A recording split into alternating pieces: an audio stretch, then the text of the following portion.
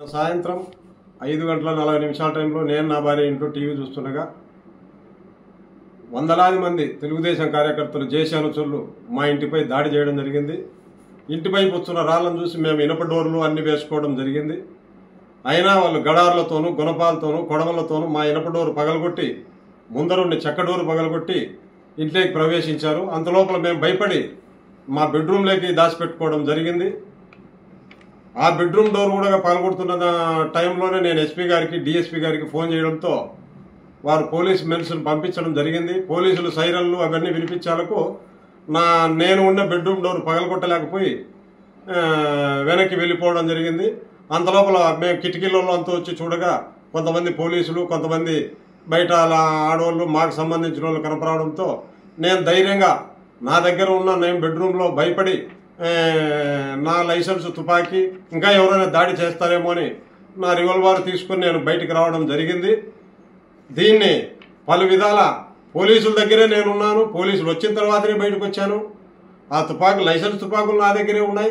నేనెవరినో భయపడించినట్టు అందరినీ భయపడించినట్టు తిరిగి నా మీదనే కంప్లైంట్ చేస్తున్నారంట.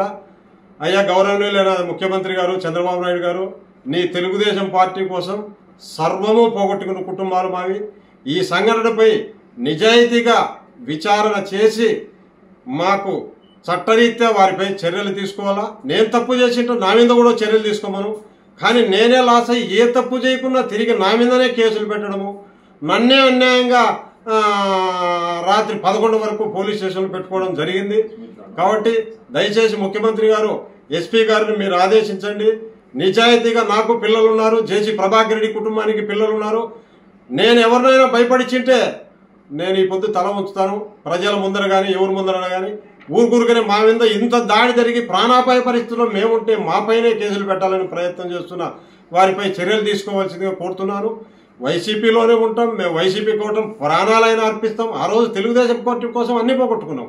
ఈరోజు కూడా జగనన్న కోసం ఎందాకైనా ఉంటాం. భయపడిస్తే ఊర్లో వదిలిపోయో వైసీపీని వదిలే పరిస్థితి లేదు. అట్టే కోర్టులో కూడా కొన్ని కేసులు ఉన్నాయి. దానిని కూడా విత్డ్రాలు చేసుకోమని చెప్పి నన్ను భయపడించడం జరుగుతుంది. అవన్నీ విత్డ్రా చేయించుకోవడం కోసం ఇవన్నీ జరుగుతుంది. 10 రోజుల క్రితం కోసం కూడా ఎస్పీ గారిని కలిసి నా గన్మెన్ను తీసేశారు సార్. 12 సంవత్సరాలు ఉంటున్నారు. తిరిగి నా గన్మెన్ను కేటాయించాను సార్. నాకు రక్షణగా చాలా ఇబ్బందులు ఉన్నాయి. నాకు ప్రాణరక్షణ నాకు కరువైంది సార్ అని కూడా ఎస్పీ గారిని కూడా విన్నవించుకున్నాను. అయినా ఎక్కడ నాకు కనికరించిన పాపన పోలేదు. కావున రాష్ట్ర ప్రభుత్వం ఇప్పటికైనా కన్నులు తెరిచి మా లాంటి వారిని కుటుంబాలకు దూరం చేయకుండా మా ప్రాణాలు పోకుండా ఈ ప్రభుత్వం రక్షించవలసిందిగా కోరుతున్నాను.